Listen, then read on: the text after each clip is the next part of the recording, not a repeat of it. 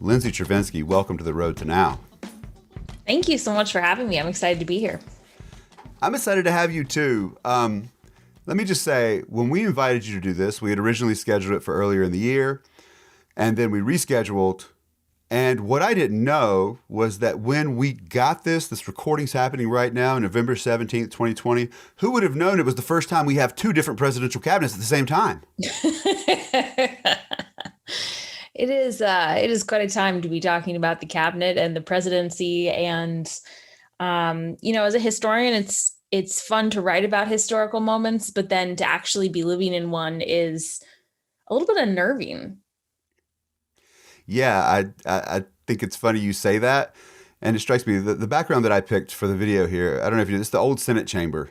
And the most famous picture I know of this room is the Compromise of 1850, that drawing of Henry Clay kind of standing where there's light, and then John C. Calhoun's like popping out from behind him, like lurking like he always does. Yeah. And it's like when you said that, I was like, oh no, you're right. Why have I put myself in the setting of like some of the most tense showdowns there have ever been? But your work is on the cabinet, the president's cabinet, and what I love about it is that a lot of the things that we think are in, like a lot of people think are in the Constitution. A lot of things that people think are just the way it's done. They don't understand how much of, even in 2020, what we do and what the executive does in particular was laid out by George Washington, just filling in the gaps. In my classes, I usually say, imagine you got hired at Subway and then no one taught you how to make a sandwich. They were like, here, you're supposed to make it. And you're like, what is that? Now imagine like, at least you've got a Subway in that scenario. Washington walks in, he's got to figure out everything. So let's start there. Washington's inaugurated. He's like, I got to fill in all the gaps in this second article of the Constitution. How does the cabinet come out of that? Yeah, it's a great place to start. And I always encourage everyone to actually go back and look at the text of Article 2 because it is so short in comparison to Article 1. But then also, if you think about all of the duties that we typically associate with the president, most of them are not written down. And then if you read the amendments, you're like, wait, they're still not written down there either. And so I think that there are a couple of things to take away from that. First, so much of the presidency is based on norms and customs and not actually written rules or legislation or constitutional amendment. And much of that, as you said, started with Washington because he had to fill out what I call the fuzzy details of what it actually meant to be the president on a day-to-day context. And that's a huge responsibility because he knew from day one that pretty much everything he was doing was going to set precedent for the people that followed him. And one wrong step, he was convinced would really destroy the presidency and potentially destroy the nation. And that sounds quite hyperbolic to us today, but that was really a shared sense at the time. People really felt like they were on their last, the last straw, and it was their last chance to get it right. And if they screwed up, then the country was just going to fall to pieces. And so Washington started the presidency and really tried to stick to what was actually written down in Article 2. And there were two options. And the first was the advise and consent clause of the Senate with the president. And that's basically for treaties and foreign appointments. And in the 21st century, we tend to think of that as either, a veto or a rubber stamp. And the Senate is basically there to be like a gateway for whatever policy the president comes up with. But in the 1790s, people really expected the Senate to actually serve as a council of foreign affairs because it was relatively small. The senators were selected by the state legislatures, so they were going to be safe advisors and, responsible, knowledgeable, experienced men. And if they gave bad advice, they could be basically yanked and pulled. And so there was some accountability there. The second option is the clause that people point to when they think of the department secretaries. And it says that the president may request written advice from the department secretaries. But that was really carefully crafted as well. And they wanted the advice to be in writing so that there would be a paper trail of evidence about who actually was saying what and advocating which position. And so Washington spent the first 2 years of his presidency trying to stick to those options. They just didn't actually work once he was faced with a crisis or a complex issue. Yeah, and what's fascinating to me is, and it's amazing. Like, I've been teaching U.S. history. I've read so many. Like, I'm fascinated with the founders. I've read so many biographies, gone through so many of these nuanced studies, and I still was immediately like knocked off guard by the fact that the cabinet did not meet until 1791, and Yeah, that I was mean, I think that deliberate. I'm so glad that you had that reaction, because that's one of the takeaways that I really hope people have from the book. And if I can contribute anything to the dialogue and the discourse, it's that the cabinet wasn't actually there on day one. And I mean, most historians think that it was, and I get why, because the same people that were in the cabinet were the people that Washington appointed in the fall of 1789. But that evolution happened gradually and organically and was not there from day one, and was not something Washington intended to do on day one, which I think is really important. And not just that, what got me was, you know, when I talk about what can we learn from the founders, right? There's so many extrapolations that are ridiculous. Oh, sure. But the one of the things that I think you can learn from them is there are people that knew what it was like to be subject to the whims of a small group of people. They knew what it was like to have their rights abused. They knew all these things. And because of that, they were terrified they were going to empower someone else who would do that. And I never understood this history of like what they thought of. When you think of a cabinet, it's almost like they thought of, and you said they brought this up during the Constitutional Convention, but the idea of a cabinet was almost like facilitating a cabal.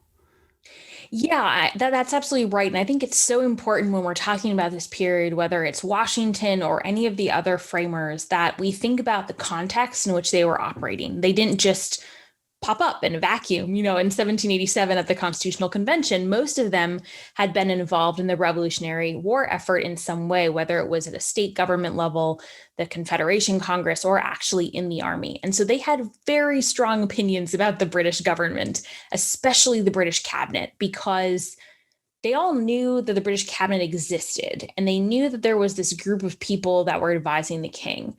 But it wasn't really clear who was in power. It wasn't really clear who was making decisions. It wasn't really clear how these meetings were taking place. There were no minutes. There was no transparency. And so they concluded it seemed like these people were responsible for all the policies that they had hated so much. And they, as you said, they basically thought it was this cabal. It was this center of corruption and cronyism. And that was really what they were trying to avoid, because they didn't want that lack of transparency in the executive. So Washington, you point out, Washington is really worried about his reputation. He's really worried about setting precedent. And then in 1791, after not creating a cabinet for fear of the public image, right? You even say Washington walks the streets to make sure nobody thinks that he's too good. He does all this. Finally, in 1791, he's like, it's time. I've got to call this cabinet. And he brings these guys into this tiny, hot office, which is only going to end up making it worse. Spoiler alert for anyone who doesn't know anything about this. What leads him to decide that, okay, it's time. I've got to do this. I've got to, put off the idea that someone will think this is the wrong thing to do. What pushes him to that? I think there are two big factors. The first is that the issues and the questions that he's starting to consider, or that have been on his mind for many years but are not going away, are issues that are so big and that they touch on multiple departments. They can't just be handled with the Treasury Department. They can't just be handled with the War Department. And there's no easy answer. So he wants to have multiple different perspectives and opinions and inputs on what he should do, so that he's making sure that he's hearing from all of the people that he trusts. That's factor one. Factor two, and this goes back to, thinking about people in the context of their lifetime. Washington had spent 8 years as the commander in chief of the Continental Army.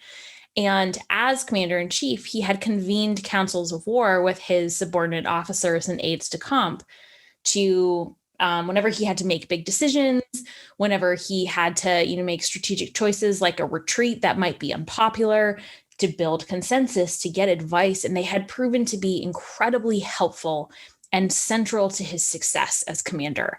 And so he knew that that sort of structure worked really well for the way that he liked to make decisions. And when he had to make really big decisions, he wanted to have all that in place and to have the opportunity to hear from different people. So he does this, and you do a great job in your book of laying out the story of how he learns that he works effectively. He's a general, right? I mean, that's the way he continues to think of himself, right? General Washington. Absolutely. And so he brings in this experience, and we'll save that one for the book. And by the way, you guys got to read this book. It's fantastic. But then you get into the fact that he takes this step where he's like, I've got to meet here. And the next couple years, we tell ourselves stories as Americans. And even in our field, we tell ourselves these stories about executive power. And when we talk about that, there's moments that people are like, yeah, Lincoln took too much federal executive power, and changed the whole thing. To which I'm like, did you notice Andrew Johnson? He wasn't able to get anything done. But and we tell it, and there's no question that if you look at what they're thinking in 1787 when they're writing the Constitution, the role of the president now is out of control. I mean, whether or not that's good is one thing. They put it in place so it could change, but it's unquestionable it's different. But I think even I had just kind of maybe a little bit rosy idea of the checks and balances, and that the executive, at least until you get to Jefferson kind of making some shady calls, like with Louisiana and, and the Barbary Wars and all of this, that there hadn't been quite an embellishment of executive power. But you say that Washington starts kind of blow this. that up. Yeah. And the Whiskey Rebellion. I never appreciated the Whiskey Rebellion. Could you tell the story of the Whiskey Rebellion and how this is a pivotal moment in terms of federal power? Yeah. So I had the same expectation. And I mean, one of the things that I loved about writing this book is I wanted to answer the question of where the cabinet came from, but then the things that I discovered came about really naturally, which ended up being a really fun process. And I kind of discovered my arguments as I was going along. But the Whiskey Rebellion is really central to one of the arguments, which was that Washington and the cabinet actively carved out spheres of influence for executive authority. It was very intentional. And in doing so, really sidelined Congress and the state governments, which is not necessarily what we think of when we think of the 1790s or even checks and balances in the Constitution. So what happened in 1794 is in 1791, Hamilton and Congress had passed an excise tax on whiskey distilleries, and it was immediately unpopular in the Western regions, but the sort of pushback against that didn't blow up until the summer of 1794, when rebels burned down the house of a local tax collector, generally a no-no. And so immediately, Hamilton and Knox were sort of chomping at the bit to take military action. And Washington convenes a cabinet meeting in July of 1794 and basically puts four options in front of the secretaries. First, they can leave it to the states to suppress this rebellion, because technically, actually, most of the infractions were state infractions. Second, they can wait for Congress to come back in session in the fall, which I think is a part of the story that even as I was writing it, I didn't fully appreciate that Congress is out of session for so much of the time that they're just kind of absent actors, which gives Washington way too much room to get stuff done. So they can wait for Congress to come back in the fall. They could convene an emergency session of Congress to call up the military or to send out the state militias. Or there was a recently passed bill recognizing that Congress was never to be found, that if Congress was out of session and there was a international invasion, or a foreign invasion or a domestic rebellion, then the president could call up state militias if he put forth the evidence to a Supreme Court justice and the Supreme Court justice approved it. Surprise, surprise, the cabinet immediately decided on that last option, which I think we kind of come to expect when we get to know these figures. But it's actually this amazing moment because in just a matter of minutes, they have decided, screw Congress, screw the state governments. We're going to seize the opportunity to use executive authority over a domestic issue, which is really supposed to be the purview of state and congressional authority. And then they set about figuring out how to do it over the next several months and bringing public opinion around to their side, which they did. But it is this amazing moment where the cabinet is acting intentionally to increase presidential authority, not because it will make them more powerful, but because it will make the president more powerful. That story of the riots, right? Of people in Western Pennsylvania, and this is right around Pittsburgh, right? This is where we're talking Yeah, about. absolutely. So it's also on the cusp of like it's kind of in that area that the British have said we're stepping back from this, but they're really close and kind of. So there's this question of an alliance between the rebels and potentially the British in Canada. But what's fascinating to me about this is just how much of this is in play, and the fact that local authorities, some of them were like, "Don't do this, like don't get involved." But we tell the story like the British were crushing us, and hooray for the rebels in Boston, right? Hooray for those guys, man! They got Andrew Oliver, they got like Hutchinson, they were wild, and then they started this whole thing. And then it's a little bit of a problem if you start paying attention to the fact that it doesn't stop. It's true. Shays Rebellion, like whiskey, Yep. they're doing the same things. Yep. Yep. Oh yeah, it continues for decades. Freeze Rebellion, I mean, into a lot of the early presidencies. And what's pretty remarkable, I think, about the conclusion, well, there are two things that are remarkable. Kentucky actually had an even more hilarious response to the Whiskey Rebellion, which was that they pretended like it didn't exist. It didn't exist at all. They refused to acknowledge the excise tax. They refused to document how much whiskey they were distilling so that nothing could be levied against them. They refused to appoint the federal officials that would be required to bring the cases. They refused to seat juries. Like they just refused to acknowledge that it existed. And the administration didn't really do anything about it because they were a very new state. And like you said, the British and the French and the Spanish were sort of lurking outside in the wings. And so they were Washington and a lot of Americans were very concerned that if any pressure was placed on Kentucky, then they would just say, see ya, and would go and split off and would go become part of the Spanish Empire or the British Empire. So that's the first really interesting part of it. The second really interesting part is the culmination of this event is a series of state militias march west to Western Pennsylvania, and the rebels basically flee. The second they see troops, they flee. And the troops under the command of Alexander Hamilton and then Light Horse Harry Lee, who is a Revolutionary War hero and also Robert E. Lee's father. So some really interesting connections there. Yeah. And they round up a bunch of rebels. Most of the cases don't even go to trial because there isn't enough evidence. The people who are convicted, Washington grants clemency to within the next year. So there's very little repercussions. But the point was made, which was that the government could pass taxes and enforce them. And that's almost sort of a direct pushback on the revolution. It is. When you're explaining it like this, it strikes me that this was an opportunity to.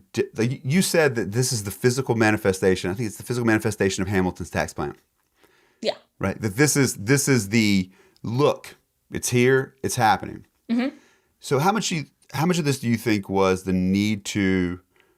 So for folks listening, what you might not know about this period is that it comes on the heels of over a decade of the federal government being unable to do anything. And it's given the impression there are breakaway states. I mean, Vermont's like breaking away, the state of Franklin, which those folks end up being the origins of Tennessee. And the government can't do anything about it. And now you've got this new federal government. They're trying to build legitimacy into it. And this is a chance where someone in the West, which is where they're always wildest, someone in the West is saying, we're not going to do this. And you go, yes, you are. How much of it do you think was a desire to perform to the country that the federal government would respond? Oh, I think it was like 90% performance. Okay. It's not that they didn't need the income from the excise tax was really important because it did go to paying off federal debt and to pay for sort of the limited budget that the federal government did have. But the taxes were far less important than the principle of the taxes and the idea that the government, if you had an issue with this tax, then you needed to bring it up with your state and local officials, and they needed to do something about it in Congress. But that this bill had been passed legally and constitutionally, and it was now the government's responsibility to enforce it.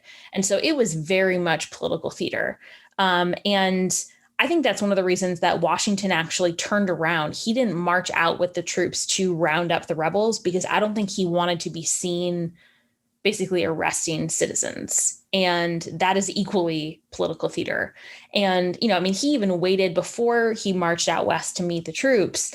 He waited in Philadelphia far longer than he had to because he wanted to make sure that political opinion was on his side. So much of this was cultivated and crafted carefully to ensure that the American public would accept it and understand what they were trying to do. Washington had issued a proclamation ahead of time, sort of announcing what was going on and decrying the revolution or the rebellion. So it was very carefully crafted. One other interesting thing that I think is really fascinating about this is all of the soldiers in the militia were given payment in specie, like hard actual currency, which Western regions desperately needed. They didn't have a lot of specie. And so when the army marched out west, it was actually the militias, but when the militias marched out west, they then purchased alcohol, lots and lots of whiskey, but also food and grain and lodging. And it ended up being a huge economic boon for this region. So in a lot of ways, it ended up being like this weird, beneficial economic experience. I just imagine them later on being like, man, that was a really good time. You guys want to burn down somebody's house? Maybe we get this going Maybe again. not John Neville, whose house burned down, but other than that, He took one for the team, he did. He did. One of the guys looking at another one being like, hey, man, how about we burn your house down? Exactly. Remember, we sold a lot of whiskey that year. It was a good year for us. Exactly. So if you wouldn't mind now, what I'd like to do is, and for everyone, read this book, The Cabinet. It's great.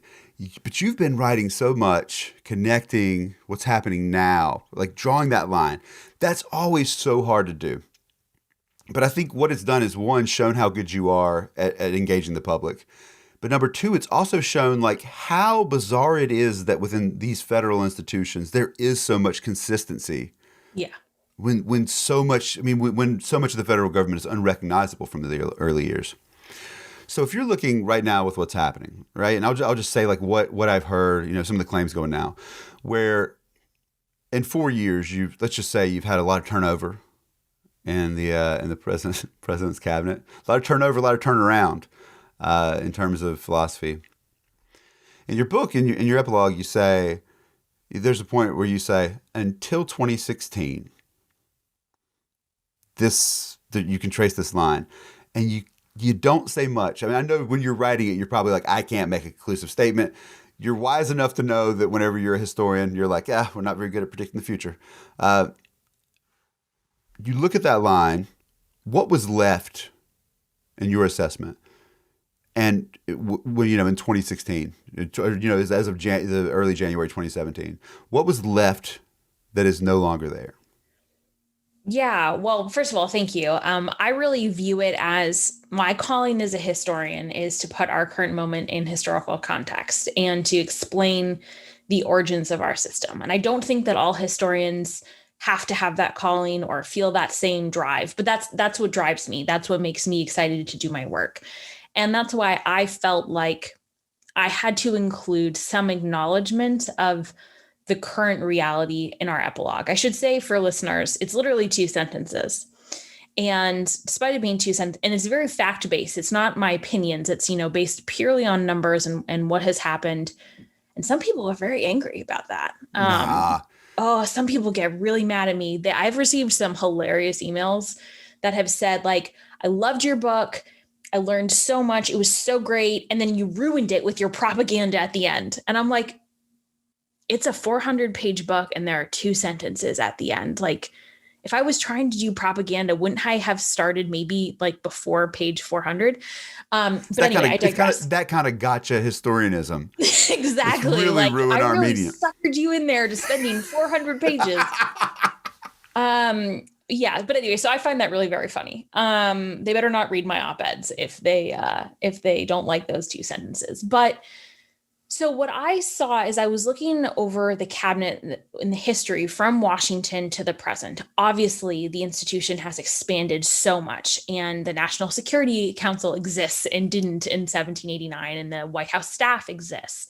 But there are certain strings that we can pull that are consistent. One, generally, presidents try and create a cabinet that is representative of citizenship and the nation. Now, of course, you might say, well, Washington's cabinet was for white guys. That's not particularly diverse. But at the time, their contemporaries understood that, I mean, first of all, only white men were considered citizens. So that was basically the pool from which you were pulling. But those four guys actually represented really different educational, economic, factional, cultural differences in the nation. And it helped people feel that they were a part of the administration at a time when emotional ties between the states and nationalism didn't really exist. So it was a really important emotional way for Washington to allow people to feel represented and invested in the nation. And presidents have generally tried to do that, and of course have expanded the definition of who is included as a citizen and who is an American. So FDR was the first president to have a female cabinet secretary. Frances Perkins, one of my favorite people in history. Sorry. Yes, she's fantastic. Lyndon Johnson had the first African-American secretary. Jimmy Carter had the first female African-American secretary. So there is still actually a lot of room for improvement. There has never been a female or secretary of color of the Department of Defense. There has never been a female secretary of the Treasury, despite the fact that that has been there since 1789. There has never been a female secretary of Veterans Affairs, and there's never been an openly gay secretary or Senate confirmed cabinet secretary. So there's still some, obviously real room for improvement, but by and large, that line has expanded and continued until 2016. And our current president, President Trump, had there was a very obvious step back in terms of diversity and who is represented, just basically purely on numbers. The second thread is, and this is going to sound like common sense, but you'd be surprised at how much it surprises people. Presidents try and avoid scandal in their cabinet because it undermines their administration. It distracts from whatever policies they're trying to pursue. It makes them appear to be incompetent and not in control of their administration. All of these things are common sense, and yet it is a surprising conclusion for some people. So in the past, when president knows that there's going to be turnover, whether it's voluntary or not, the president will allow the secretary to announce that they are retiring or they are going to take a different position, and they're grateful for their time in office and honored to have the opportunity to serve, and they're excited about this next step, because that appears as though there's a smooth transition, even if it is a forced firing. Our current administration does not make the same sort of personnel announcements in that way. Lindsay, I'm just gonna help you out here. Our current president tweets that you're fired. Actually, just before we logged on, he tweeted that he was firing the undersecretary of, I think it's cybersecurity, via tweet. It's got to be great. I feel like if I worked at a fast food restaurant and my boss fired me over a tweet, I'd be like, man, yeah, this place isn't very well run. Well, yeah, I mean,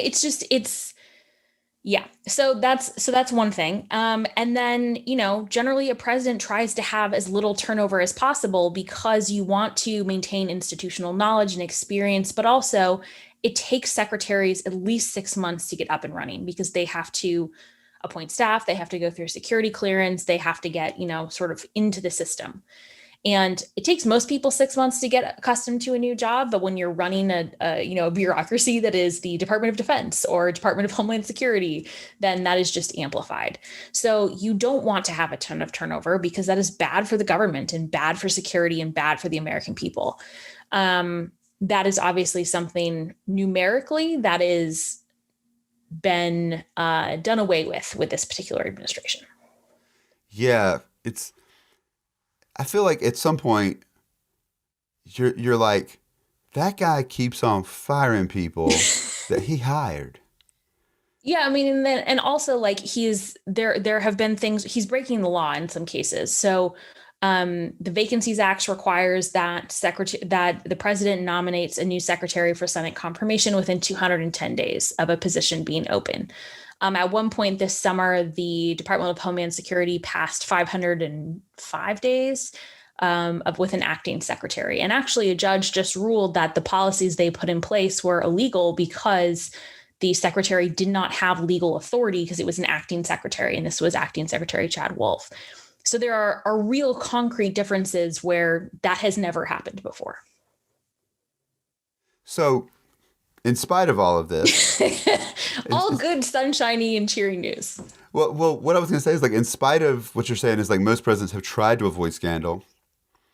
Like, we can certainly think of plenty of scandals they've been involved in. I mean, even if it's just Jefferson helping to recruit a slanderous newspaper publisher by hiring him, and this is what I found out from your book. I knew it was like they just hired this guy like for no reason. In your book, I didn't realize Jefferson brings this guy in and hires him as an interpreter for the Department of State. But the only language that guy speaks is French. And Thomas Jefferson speaks fluent French. Like, nobody saw this. He was the minister to France. He was pretty good on the French language. So you've got that. You've got Edmund Randolph being involved in a scandal, you know. You've got, you know, he doesn't know it, but like Hamilton producing weird paperwork that eventually reveals the Reynolds affair. I mean, and you know, you mentioned the newspaper, which Washington knew about-ish and kind of told Jefferson to cut it out, but didn't demand it.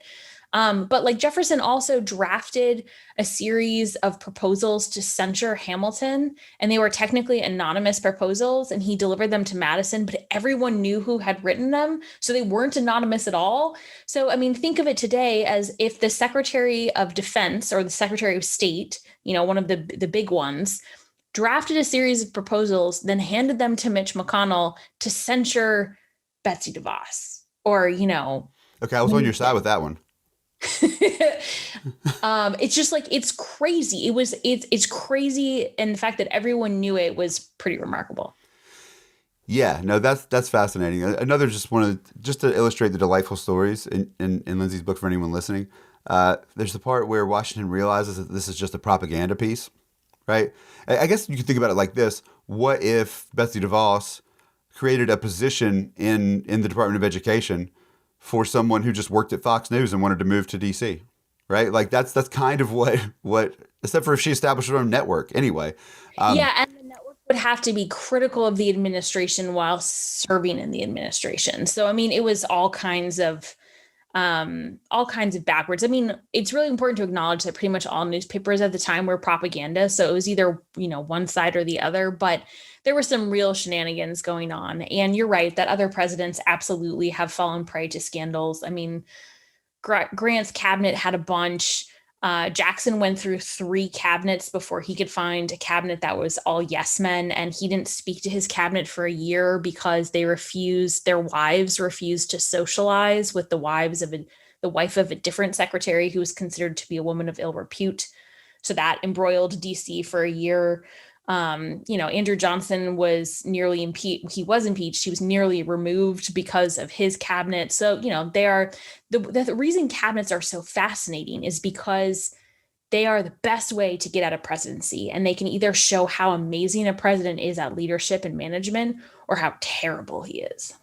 Yeah. So that's what I was going to put it in that context here, because we're looking at the fact that, all right, in the current administration, there are some people that just blatantly have no business being there, Betsy DeVos, and have absolutely no skill set, and in fact, just clearly seem personally dedicated to the opposite of what they're supposed to do there, Betsy DeVos.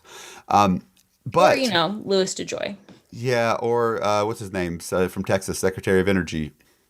Well, Rick Perry is no longer I don't think he's still at the Secretary of Energy position. I think he left. It's like a minor league baseball team. It's hard to keep up with who's on. It's true. It's really hard. There's so much turnover. Ratcliffe. Okay, Miranda.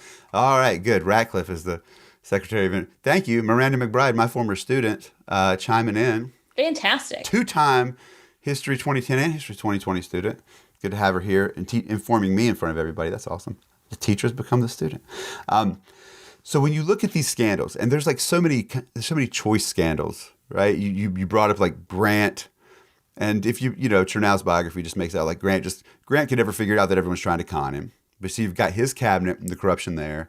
You've got Warren G. Harding with Teapot Dome and all of this. Which is a really interesting. Counterfactuals don't actually help sometimes they can be really interesting, but they don't actually help all that much. But I would love to know, there's never been a president that has been indicted after he has left office. I wonder if Harding would have been if he had survived. We'll never know, but it's one of the only presidents that I can think of where there would have been a really clear reason to do so. Yeah, but do you think he could have worked out a pardon situation if he thought it was going to be? I don't know. And also, if he wasn't subject to 2 terms, if he only served 1 term or 2, he still would have left like on a Republican wave, right? Yeah. Yeah, I don't know. I mean, Coolidge, his VP who came into office for all of his other issues, he was actually very anti-corruption and really cracked down on the cabinet there. So who knows? But I don't think Coolidge would have been elected on his own because he was kind of boring. Yeah, but my favorite Coolidge story is that every morning he got up and sat in his bed and read the newspaper while he had one of the servants of the White House rub his head with Vaseline. Seriously? Yeah. That's so creepy. He did have great dogs. He had great dogs. He had 2 amazing white shepherds. One was named Rob Roy and the other was named Prudence Prim. And Rob Roy is in Grace Coolidge's First Lady portrait, only one of 2 first ladies to have their dog in the portrait. And they both used to go to the Easter egg roll, and Prudence Prim would wear a lovely Easter bonnet. See, this is the stuff.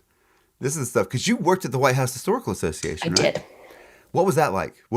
How do you feel like working there helped you better understand? Because you did your research before this, right? Because this was part of your doctoral research. Yeah, so I was finishing up the book while I was there, but the book was pretty much done. So I didn't work in the White House building. I was right across the street. And it is a nonpartisan, nonprofit organization. So I wasn't like a political appointee.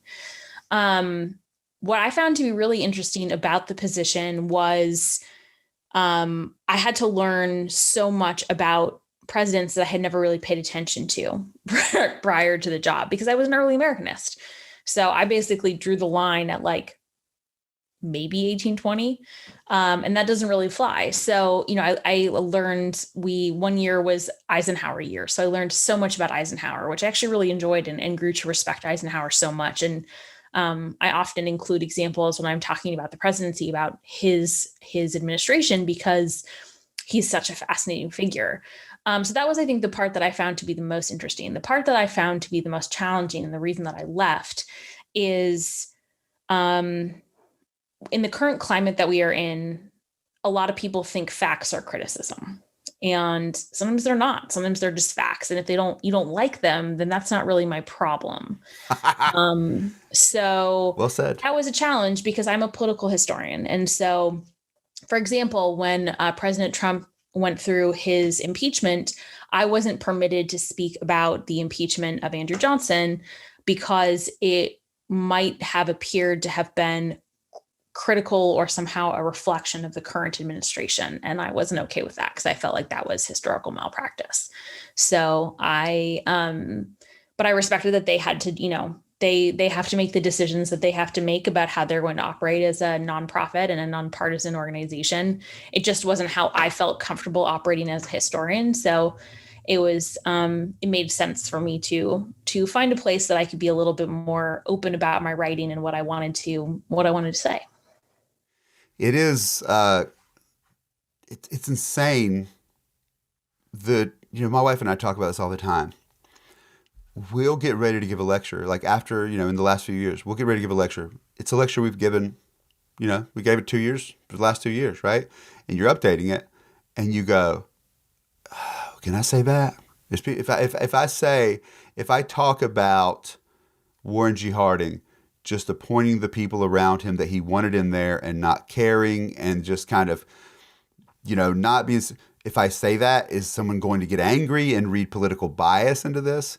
If it's maddening.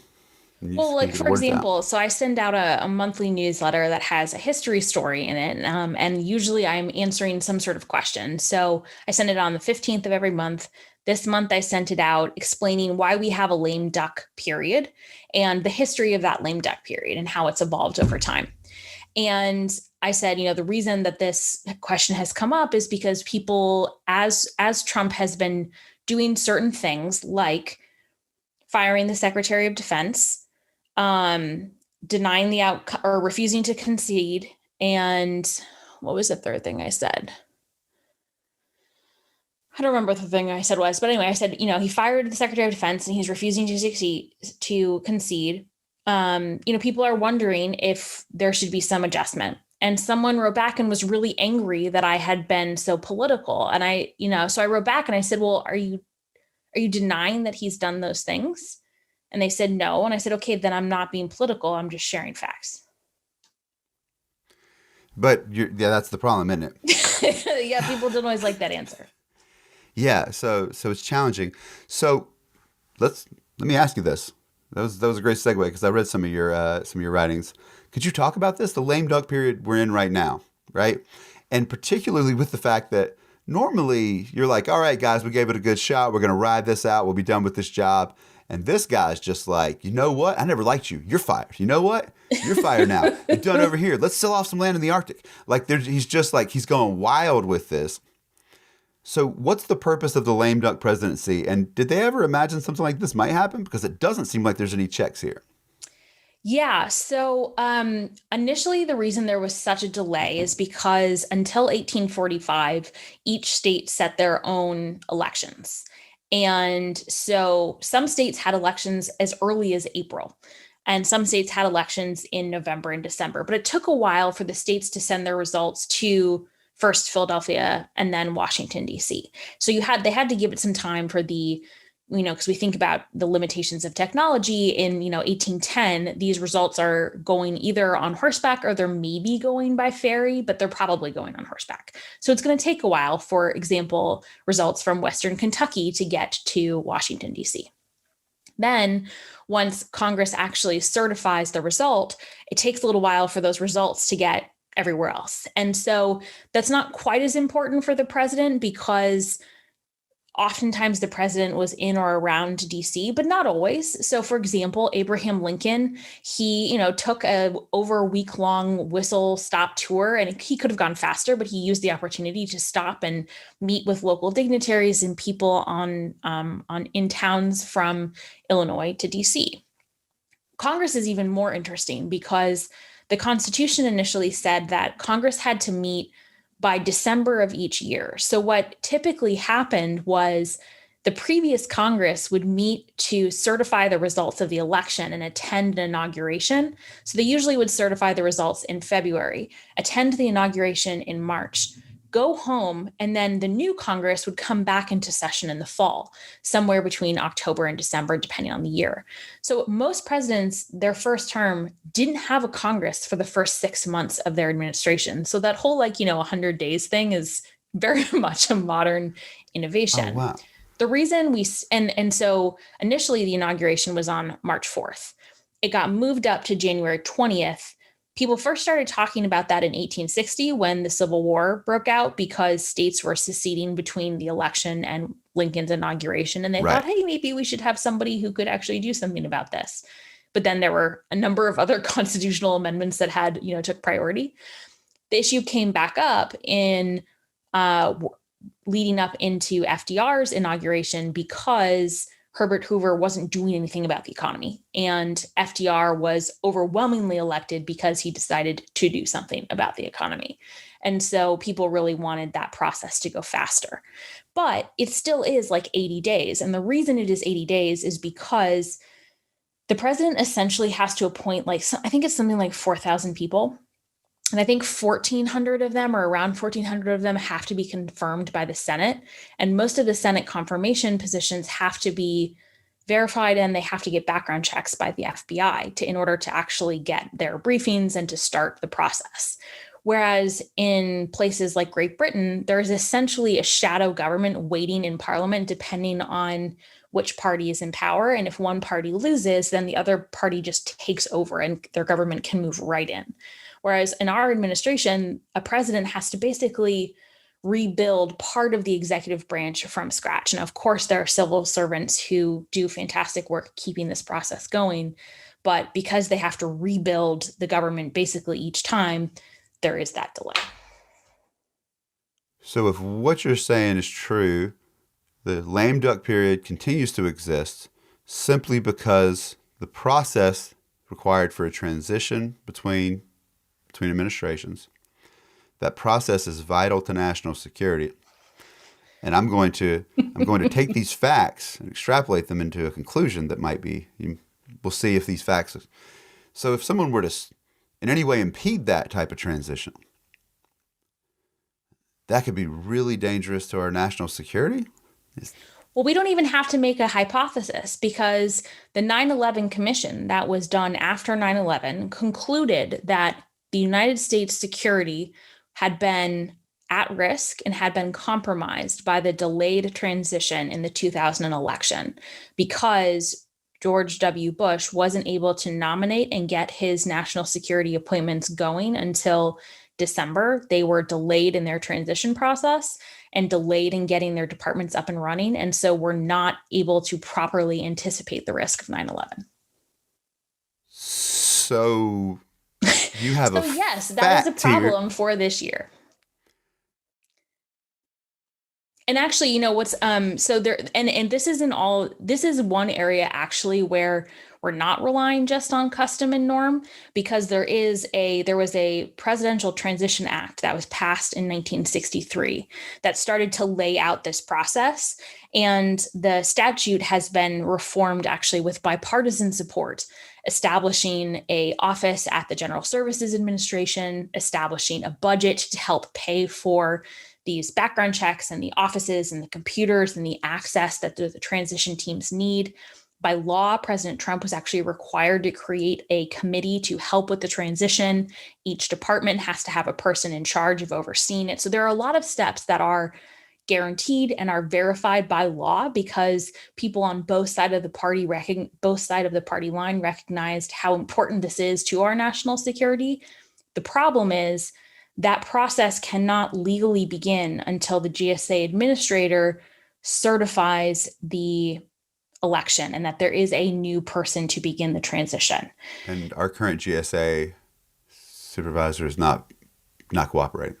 Yes, she has not certified the election. Now, she is a political appointee, and I don't want to speculate about her motivations, but I would suggest that this is an area where statutory reform would be really helpful, because maybe it's not fair to leave it up to a person to make that decision and to risk there being a political blowback. Maybe this statute needs to say, once X, Y, and Z news organizations have called the election, it's time to start doing this. But yeah, it is a concern. It is a problem. I think national security is probably the biggest area of concern, because the president isn't getting intelligence briefings right now. The president-elect isn't getting intelligence briefings, and that's not acceptable. Does he not have access to those briefings by virtue of being former vice president? I think that he has access to some, but not the president's daily brief. He has sort of like the high level. Now they do have some access, because Vice President-elect Harris is still on the Intelligence Committee in the Senate. So she does have access to some intelligence there. And the vice president, or the president-elect, was vice president 4 years ago.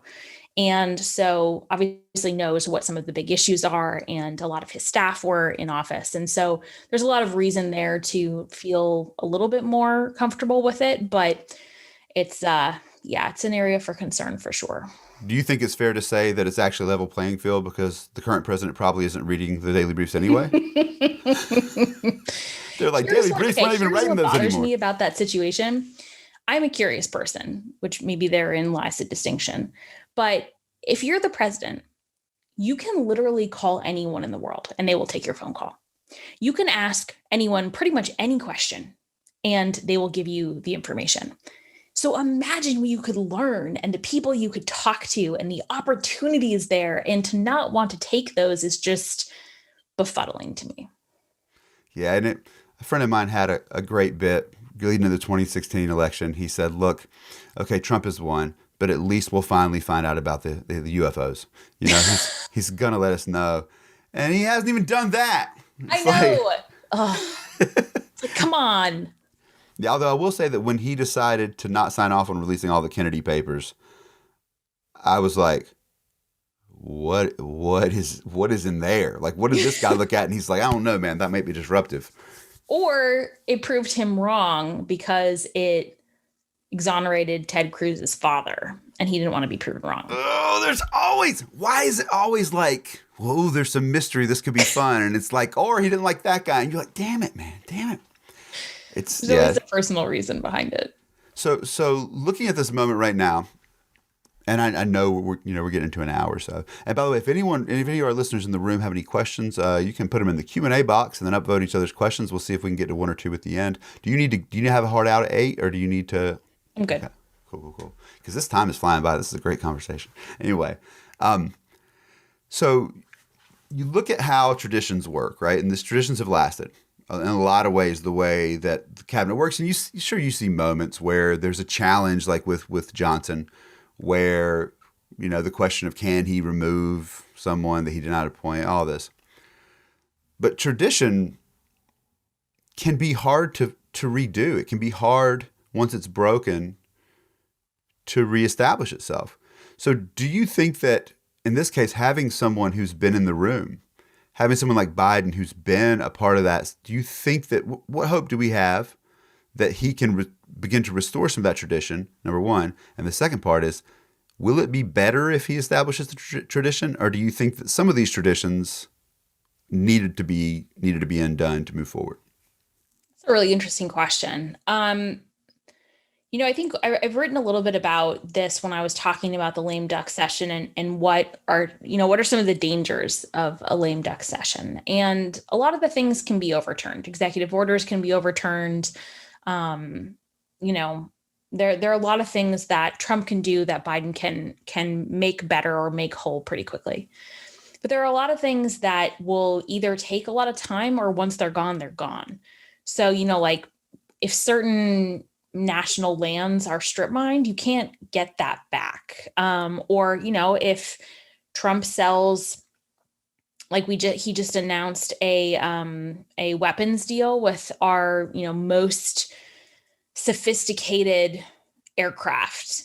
Once that is in the hands of people in, Saudi Arabia, or I don't know where else he's sold it, you can't then classify that information once people have it. And the same goes for respect for the United States internationally, but also trust and respect in our institutions. That's going to take decades, if not generations, to rebuild. And it's not that it can't be a huge improvement, because I know that there were people around the world who were really paying attention to the outcome of the election and were so excited by the outcome because they felt like the United States could take a leadership role once again in things like climate change and human rights and democracy. But our standing has suffered really significantly, and Americans' trust in our institutions has suffered. And Biden can certainly get that started and can get that back on the right track, but it is going to take a really long time. And that's unfortunate and sad, because the United States does have such potential to be a powerful nation, not just because of its economic or military might, but because of its cultural capital. And we're squandering that. In terms of things that maybe shouldn't be returned to, I think that there are elements of the political system that needed reform for a really long time, but were pretty easy to ignore. And maybe there's been a light that has been shined on how much they needed to be reformed. So, for a long time, people have been talking about the importance of getting dark money out of politics. I think that this particular election, the last couple of years, have demonstrated just how powerful that kind of thing can be. Or, I think I've seen some articles calling for strengthening of the FOIA rules, the Freedom of Information Act, which requires the protection of executive documents to ensure transparency in the presidency, which President Trump early on in his administration was like tearing up documents, and his staff were having to literally scotch tape them back together and sending them to the archive, to the National Archives, recognizing that they were official documents and had to be preserved. So I think there are some things like that Biden can strengthen through his example and perhaps through additional statute or executive order to make sure that his successors follow that example. Yeah, I feel like people forget that this guy works for us. Oh, yeah. It's like, and all these folks work for us. Like their papers, like they work for us. If you had an employee that was tearing up documents that were like of vital importance to like your entire institutional history, you would be like, you don't do that. Also, please stop. You have no respect for what we're doing. And with like, we've had Stacey Wood on a couple of times. She's great. She's a information specialist, and she's an expert on security. And she's talking about like the steps that the Trump administration has taken to, even when they're not destroying information, like taking standard correspondence and putting it like in the deepest, darkest, like off the grid server in a way that you're like, dude, why'd you do that? What's in there? Well, I mean, usually it's to, cover up conversations that shouldn't be covered up. And that's a real problem. Yeah. I mean, we need to get a president that's really critical of someone who doesn't store their information in the right way. Yeah. No, absolutely. I mean, and it's, I think it's so important because, a lot of things should be classified, and rightly so, because national security and intelligence and sources need to be protected. And there's a process through which those are declassified after a certain period of time. And that is just and right. But there's a lot of bad behavior that doesn't need to be classified, that is hidden behind classification for personal reasons. And that is not acceptable in a democracy. Yeah. And just to say, it's like everything's so partisan now, but you could see things head in that direction. It's like our friend Chris Freites, he broke the story of the Obama administration trying to get around documentation requirements. If you go into the White House, you have to sign in. So they were meeting across the street so that they wouldn't have a record of the meetings. This is, if we can look at these things and stop seeing them as partisan, or even worse, just personality-based criticisms, we can actually... Well, and I think that getting back actually to the very first thing we were talking about with your painting of the 1850s behind you, a lot of people have asked, have we ever been in such a partisan time, or are there periods where you feel that are similar? And I say yes, but I don't think the answer will make you happy, because I think we're most similar to the 1850s, and that's not a good thing when you're leading up to a civil war. Yeah, you're like, good. All right, good news, guys. This has happened before. All right, we've seen this before. Bad news. Senators were like carrying guns and knives with them to the Senate? We're beating each other with canes, and when the outcome is a civil war, that's never a good thing. Yeah, for those of you guys listening, I personally am not convinced that we have to be too worried about a civil war, simply because there's nothing really at stake in the same way, right? We can. Our Congress people can beat each other up and things like that. That's something that could possibly happen, but there's just not enough at stake. Like the minute that it looks like the markets that this country is going to turn into multiple markets that might have barriers, I have a feeling there's going to be a whole lot of powerful people that coalesce around their desire. I could be wrong, though. Could be wrong. No, I don't think you're right. I don't think we're headed for a civil war. I mean, I do think there are some real structural issues with our system. I know you've talked to Heather Richardson, and she's written amazing work on sort of the structural reforms that have been required in periods like the 1850s, 1860s, and then in the 1890s to combat the really structural issues. To me, I think there are a couple of structural issues that, especially around the Electoral College and how representation is doled out in the Senate. I don't know how you fix that. But I also don't know how you fix so many of the problems that we have today unless you fix that. So, for example, I read somewhere the other day that in the next 5 years, over 50% of Americans are going to live in 5 states, which means that they're represented by 10 senators, and the other 50% are represented by 40. That shouldn't be acceptable to anyone in a democracy, because each vote should count the same. And while I have nothing but respect for the natural beauty of Wyoming, I don't think that a Wyomingian, someone from Wyoming, I don't think their vote should count for 40 times what someone in California's vote counts for. And that's a real problem. Yeah. I find it hard. Like, I've been recently thinking about, like, what are some structural things we can put in place? Because it takes it really requires one of the things that we lack right now, which is the ability to see past our own passions and realize that what might be better for all of us if we prevent allowing the other, like another party from controlling things. And it's like, I think personally, you've got the the Constitution says that the Senate shall advise and consent the president on all court nominations, right? Now, when it comes to foreign treaties, the Senate, it says 2/3. 2/3 is a good number because it makes sure you don't just go, even in the partisan times, you can't get through with just a partisan thing. It's unlikely you're going to have that kind of numbers. I would love to see a constitutional amendment in which Supreme Court appointments require 2/3 Senate approval.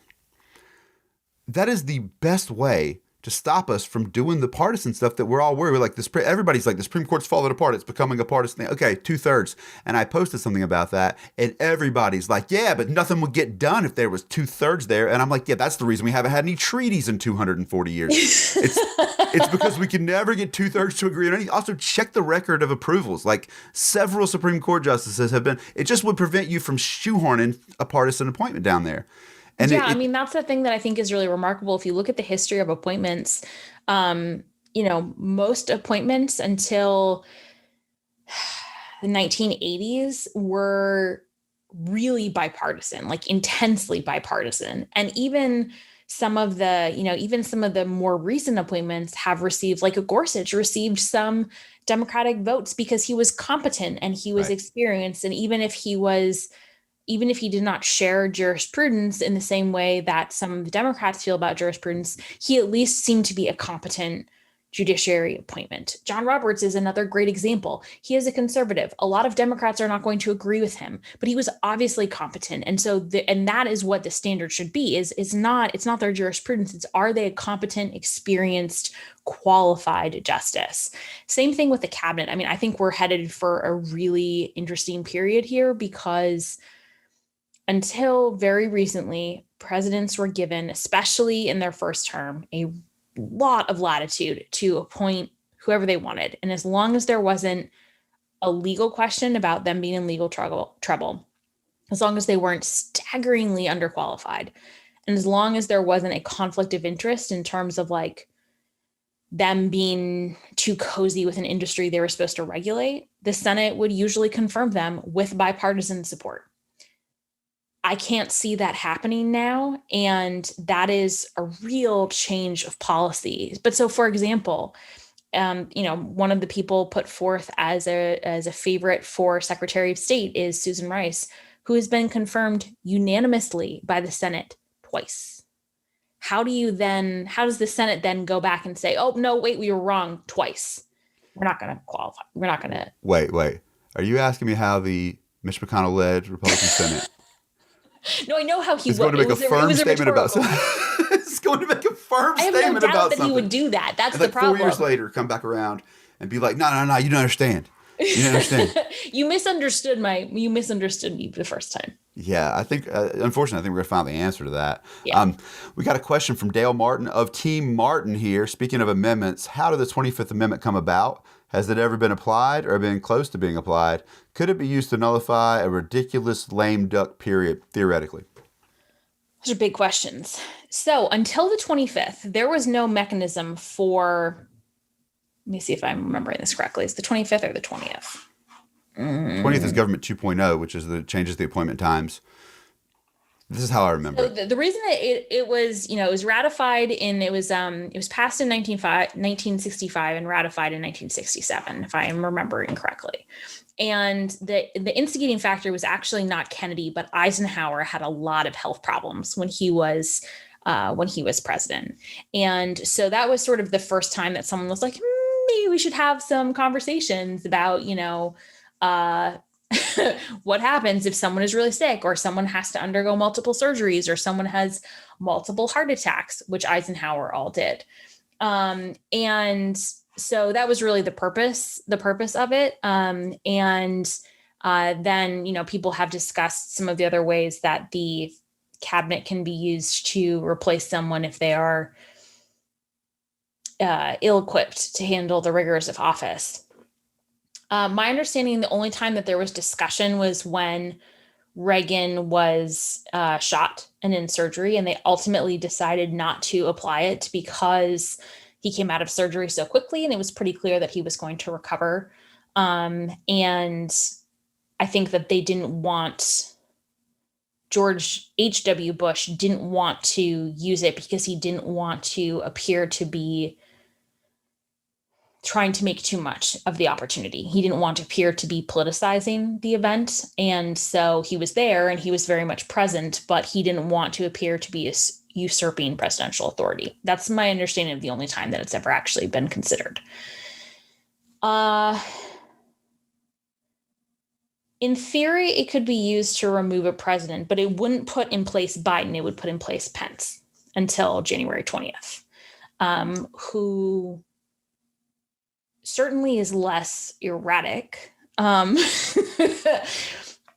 But I don't think that it would require a series of people in the cabinet and in the vice presidency who are not there currently.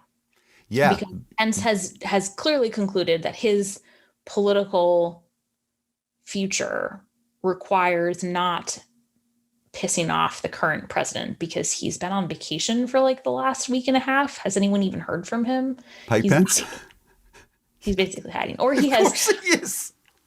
Or I mean, I don't want to spread conspiracy theories. Or he has COVID and he's just not telling anyone. So one of the two. But he's clearly not willing to. He's never been willing to call out the president, and frankly, no one in the cabinet who's still in the cabinet has been willing to, because if they have, they've all been fired. You could actually put together a coalition of previous like enough former cabinet members. Some of them have written books. You know what I'm saying? Like you could like get them together and be like, all right, we the former cabinets. Oh yeah, you could have like a whole shelf of former cabinet books because they've all cashed in on the opportunity. Here's another question too: could someone serving as the acting cabinet member, the acting Secretary of Defense, for example, do they have the authority under the 25th Amendment to make that call? And if one were worried that the 25th Amendment might be invoked because one was feeling a little bit like nobody liked him, then could it be that making sure that everyone around them is acting would be a way to ensure that the 25th Amendment would not be applied? Yeah, I mean, so this is one of those areas of constitutional law. I mean, first I should say I'm not a constitutional lawyer, but this is one of those areas of constitutional law that hasn't really been written yet because it hasn't been tested. Just like pardons, there's only been one president that has been pardoned ahead of time, and it was a blanket pardon by Ford about all crimes that Nixon may or may not have committed. And that is the only time that has come into play. And so people, sometimes ask questions about like, can Trump do this? And it's like, well, probably not, but there's no law on the books about it. There's, constitutional theory, there's legal theory that he can't pardon himself because that was never the intention of the clause in Article 2. But there's no law, there's no jurisprudence about it because it's never happened before. And same with the 25th. My guess is that the acting secretaries do not have the authority to invoke the 25th just based on the limitations of their authority in other ways. But, it's one way to defend against it happening. That's for sure. One way to find out, guys. Only way to find out. Although, when I wrote my lame duck article for CNN, someone was like, stop giving him ideas. I was like, I think that he probably already had these. So if someone gets mad at you, if someone gets mad at me, I'm going to say it's your fault. And you gave him the idea to fire everyone so that he only has acting secretaries. Oh, my fault? Yeah. Oh, no. Well, this isn't on TV. How's he going to see this? Where's he going to find this? Is he going to go looking for it? Nah. I don't think so. He only listens to a couple of our episodes. He does write us emails sometimes. By the way, shout out to our patrons. Just a reminder, we do still have the Trump tier available for anyone who wants to join. It is $1 million a month, and you can fire one host from this podcast every month. So just land. And also you get a free t-shirt. So think about that. One more from Dale Martin, and we'll kind of wrap this up. In your opinion, should Biden pardon Trump for any potential federal crimes he may be accused of? That's a tough one. I'm of mixed mind. He has broken so many laws so openly, just so transparently, everything from the Hatch Act to the Emoluments Act to witness tampering to obstruction of justice to, you name it, to corruption, to election fraud. I would like to see there be some justice for that.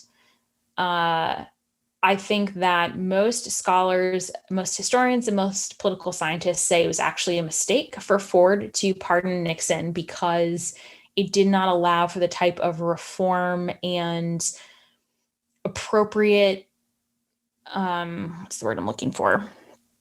Accountability?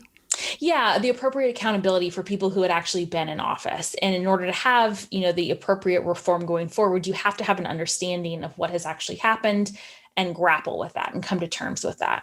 And I think that we are desperately in need of a full scale investigation to understand the depths of everything that has happened in the last 4 years. I could see the argument, and I think this is a compelling argument, that maybe Biden should stay out of it and, appoint a completely independent investigator in the Department of Justice to do it completely away from the executive branch, and whatever their recommendations are, leave that to them. I think that probably is the most politically astute thing. I think there is a part of the population who is going to say, if any charges are brought against Trump, that, they were out to get him and it was Obamagate 2.0 and all of those things. I guess that I am not deterred by that because they're going to say that anyway.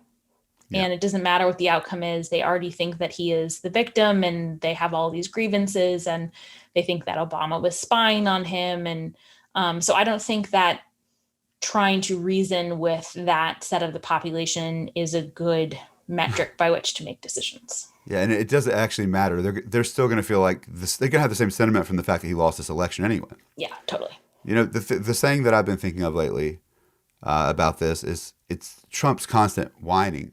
And again, this is the problem, Lindsay, is that like I feel like I'm fairly good at not being partisan when I talk about things. I call a spade a spade. It's beyond this point where it's like I can't so nobody in another party can be bad, or if I'm talking bad about them, then somehow I'm insulting the entire party or showing bias. But Trump's constant whining, which is really the only thing to call it. Nobody likes me. The press doesn't like me. They're out to get me. I once heard a saying. I thought it was really good. And the saying is, if you meet an asshole in the morning, you met an asshole. But if you meet assholes all day, you're the asshole. Yep. The chances that all day long everyone's out to get you, like at every turn, like it just slimmer and slimmer. Yeah. But I don't know. I hope that after this, people can come together and see that we've inherited something great and see that there's value in that and realize that whatever we think of any policies at the time, forgetting that just the simple fact, like as your work shows, that in the insanity of early America, we were able to create things that endured.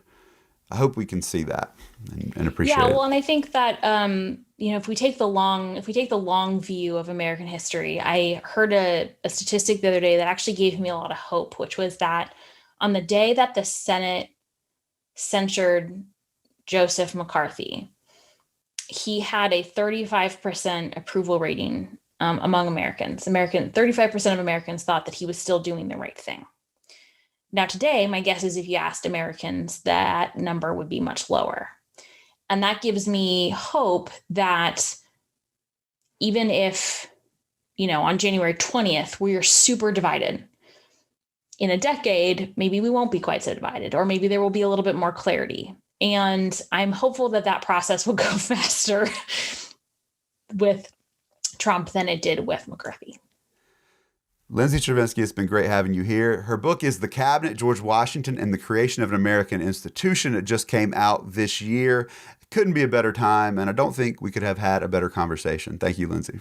Thank you so much for having me. This was really fun. It was a whirlwind of presidential politics and election stuff, and can't imagine a better thing to spend some time talking about right now. Thank you, Lindsay.